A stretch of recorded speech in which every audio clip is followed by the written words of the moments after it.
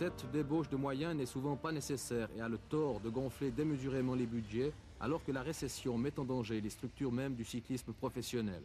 C'est la politique du prestige. À propos, Jean, n'aimeriez-vous pas diriger une fois une grande équipe? Là, ça ne me plairait plus du tout. Peugeot m'a proposé ça depuis presque 10 ans, mais j'estime que ça n'est pas encore le moment.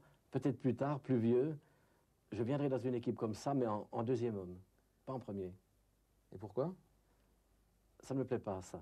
Mais pourquoi? Non, peut-être parce que c'est trop facile. Quand on a la super vedette, c'est elle qui fait la course. On ne peut rien imposer, on ne peut pas commander. Et le directeur sportif perd sa valeur. Il conduit la voiture, le directeur sportif, là. Mais il ne peut pas prendre de décision, c'est le coureur qui la prend. Qui prend tout seul les décisions, là. Donc dans votre cas, vous avez pratiquement plus de mérite à faire sortir des coureurs qui sont inconnus. Je pense, oui. Ou à faire remarcher des coureurs qui ne marchaient plus, oui. Je pense qu'on a plus de mérite à faire cette méthode-là, oui. Pour ce directeur sportif, pas comme les autres, il n'y a pas de plaisir sans risque. On retrouve en lui un peu de l'esprit du braconnier, qu'il a souvent fait évoluer à la limite des règlements, mais toujours au profit de ses coureurs.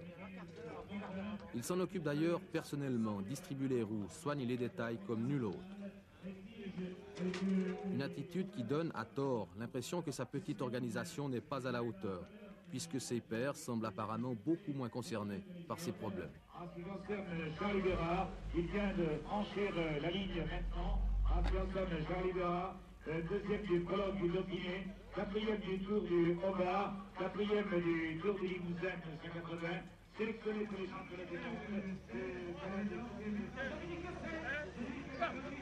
Et voilà, c'est terminé, qui vient de s'élancer, suivi de suite de l'équipe chef François.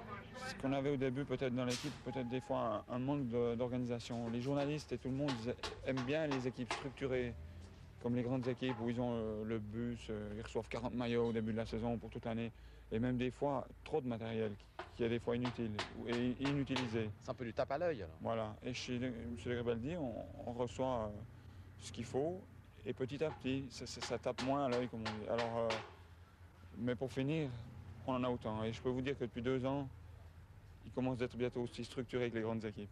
Si vous pensez que pour être une grande équipe organisée, il faut un autobus, un docteur, sa valise et ses seringues, là je suis le plus mal organisé du monde.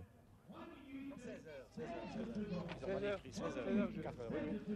Ce n'est qu'en cas de nécessité, lorsqu'un coureur est malade, comme Grosset par exemple, que de Gribaldi fait appel au médecin.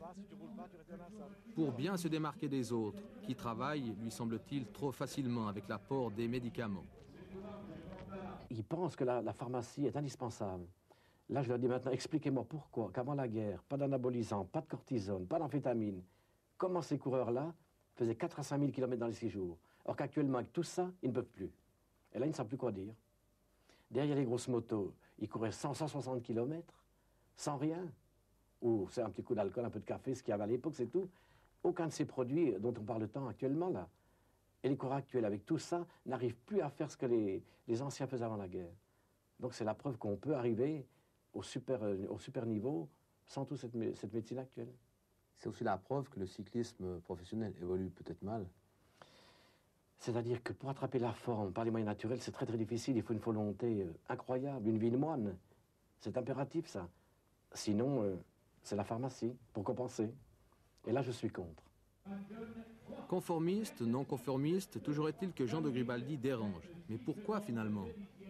Je crois que ça fait partie de son personnage. Il s'est installé dans ce rôle de gêneur et il s'y complaît. Quel genre de reproche pourrait-on lui faire à Jean de Gribaldi? Parce que vous me dites, il dérange, il gêne un peu, c'est un petit peu un empêcheur de tourner en rond. Oui, quand les choses ne vont pas au niveau de la fédération ou au niveau de certains organisateurs ou d'autres équipes, et il croit voir une attitude qui lui est défavorable, eh bien il le clame, et il le répète, et il le dit à tout le monde. Et parfois, dans le feu de l'action, il dépasse sa pensée parfois. Eu égard à ces résultats, est-ce que la presse, alors, ne devrait pas un petit peu l'encenser, plus qu'elle ne le fait réellement? L'encenser l'année dernière, je me souviens, quand Kelly a porté le maillot vert du Tour de France, la presse était unanime à encenser l'équipe. La presse ne reconnaît pas vos mérites, alors qu'il y a des journalistes spécialisés qui suivent depuis longtemps les épreuves cyclistes, qui vous connaissent bien. Comment vous expliquez ça? Justement, c'est ça que je n'arrive pas à m'expliquer, ce que j'ai apporté dans le cyclisme français depuis une vingtaine d'années. Pourquoi?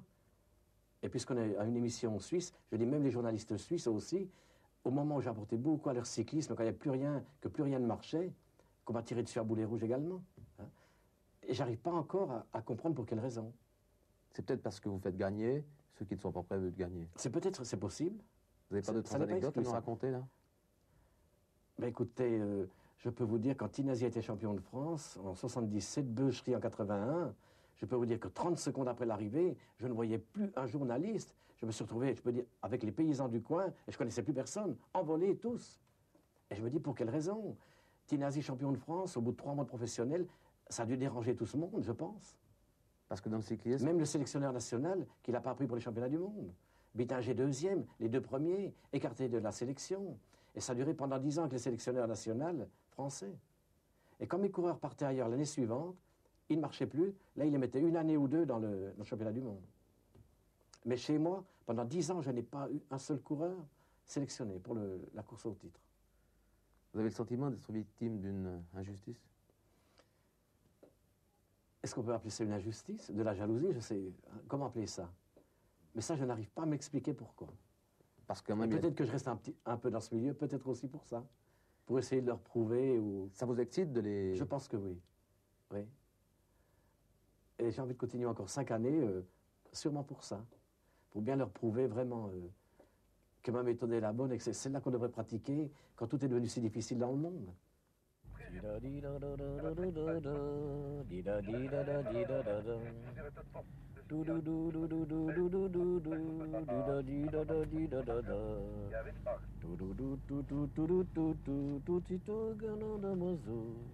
Mademoiselle, tu as des ailes quand tu fais Biguina Bango. Quand tu fais Biguina Bango.